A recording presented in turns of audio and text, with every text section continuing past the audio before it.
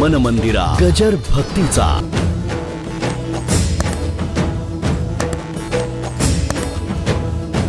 अस्पृश्याचं वाक्य कानाने ऐकू नये, त्याची सावली अंगावर पडून देऊ नये. पण बोला ज्ञानदेवा अभंग या जनाबाईच्या एका वाक्याने एकची टाळी, सर्वांची टाळी, एक टाळाटाळी नाही. मागच्या काळात टाळाटाळी होती आणि वारकरी संप्रदायामध्ये ती टाळाटाळी मिटली, म्हणून जनाभाऊचा एकतरी वंश आमच्या बरोबर उभा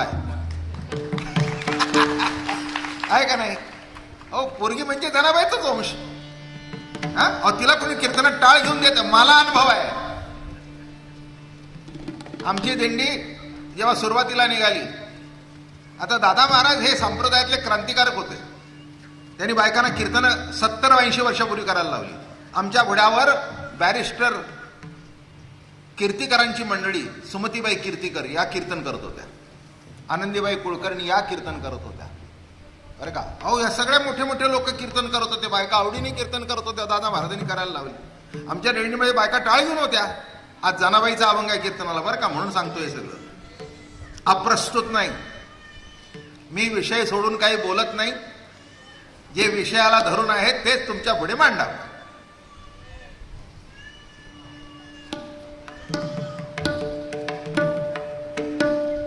आणि गंमत बघा,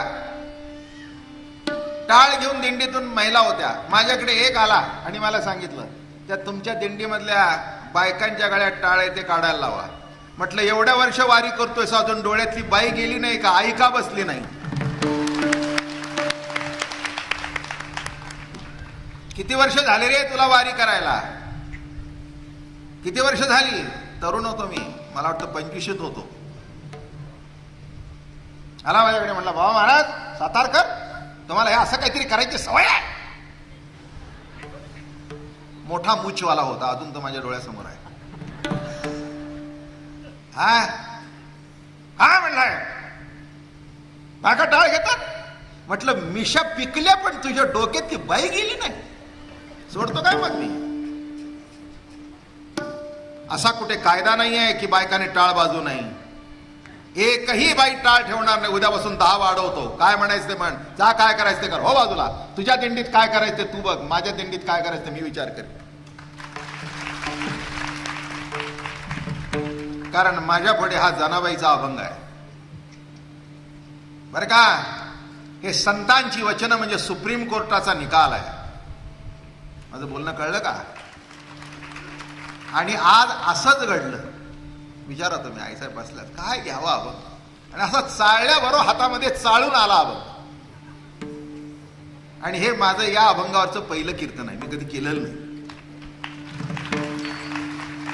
एका प्रमाण कीर्तनात घेतलंय, पण या अभंगावर कीर्तन कधीच केलं नाही.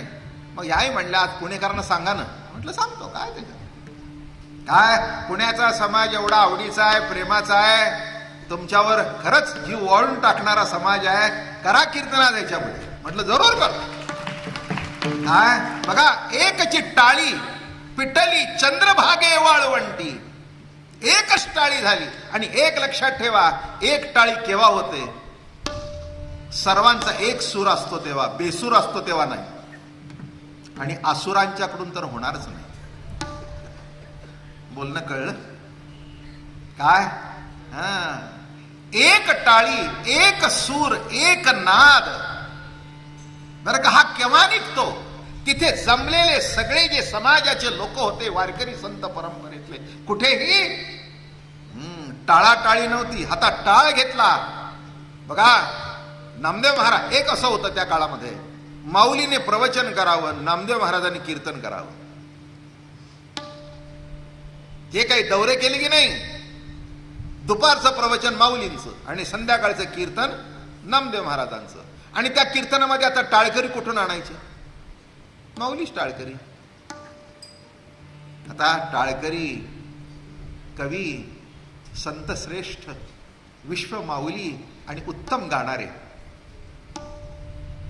ज्ञानेश्वर महाराज उत्कृष्ट गाणारे होते. त्याशिवाय इतक्या सुंदर विरहिण्या त्यांच्या काव्यातून प्रकट होणार नाहीत.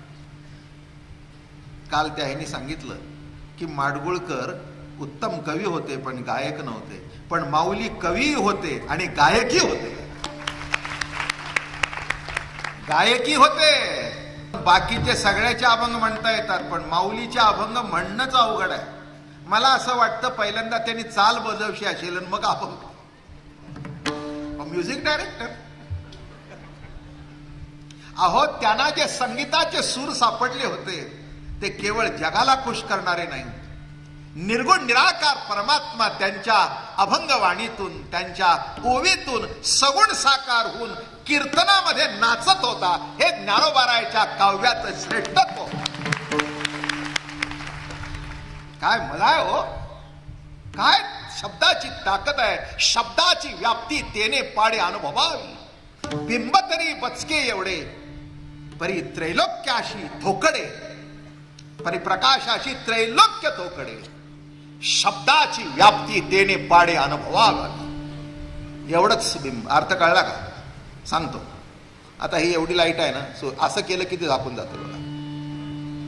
उद्या घरी जाऊन प्रॅक्टिकल करून बघा. सूर्य असा असेल ना, फक्त असं धरा, ते झाकलं जातं.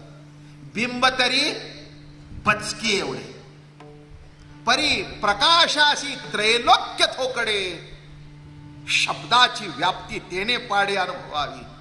सूर्य एवढा पण विश्वाला प्रकाशित करतो, तसं माझ्या संतांचं वचन एवढं एवढं पण सर्व जगाला ज्ञानाचा प्रकाश देतो.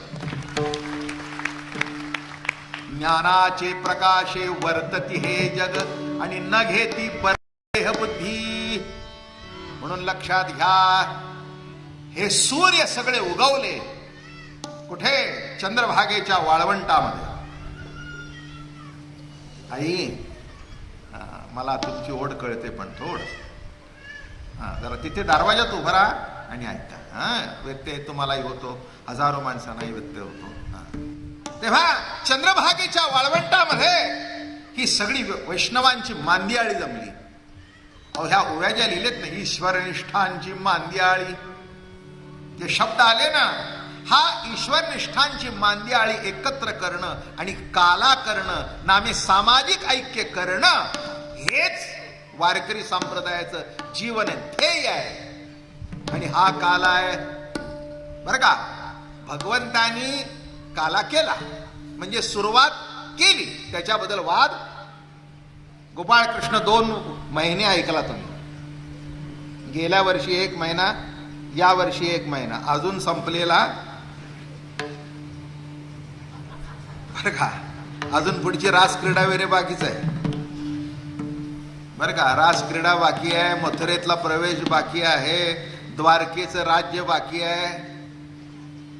मधलं भागवत सांगून निजधाम करू. भागवत सांगितलं पाहिजे की नाही? तोही कृष्ण चरित्राचाच भाग आहे नाही का. निजधामाला जाण्यापूर्वी उद्धवाला त्यांनी भागवत सांगितलं, तोही भाग आहे. म्हणून कैक वर्ष तुमच्या माझ्या आयुष्याला पूर्ण होईल एवढा कृष्ण आहे. आणि शेवटी सांगणं हे कृष्णाने सुरुवात केली आहे. माझं बोलणं कळलं का? रामाने सर्वांचं ऐकलं, कुणाला काही सांगितलं का? कधी सांगितलं का? अमकं कर नाही. सावत्राईचं ऐकलं, वडिलाचं ऐकलं बरं का, सगळ्यांचं ऐकलं, बायकोचं ऐकलं. माझं आणून द्यावो हरिण अयोध्या नाथा, माझं ऐकलं परवा. आता अयोध्यानाथा मला हरिण आणून द्या हे तिचं ऐकलं, पण नाथाने आमच्या लिहून ठेवलंय. काय लिहिले बा रामायणात? मागता मृगाची कांचोळी, सर्व सुखाची झाली होळी, अंतरला रामधुरी. काय म्हणतायत? मागता मृगाची कांचोळी. कळलं का? विषयाच्या मागे लागली आणि त्यालाही त्याच्या मागे लावला आणि जवळचा राम दूर गेला. हे नाथांचं भागवत, हे नाथांचं रामायण. कळलं का? परवा आपण ऐकलं गदी माडगुळकरांचं, आणि हे काय आहे? नाथांचं रामायण. मागता मृगाची कांचोळी, सर्व सुखाची झाली होळी.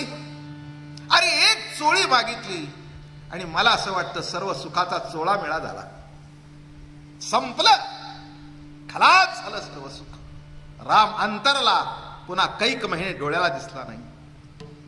लक्षात ठेवा, जवळ राम असताना विषयाकडे धाव येऊ नका, हाच संदेश आपल्या रामायणातून नाथ बाबा देतात.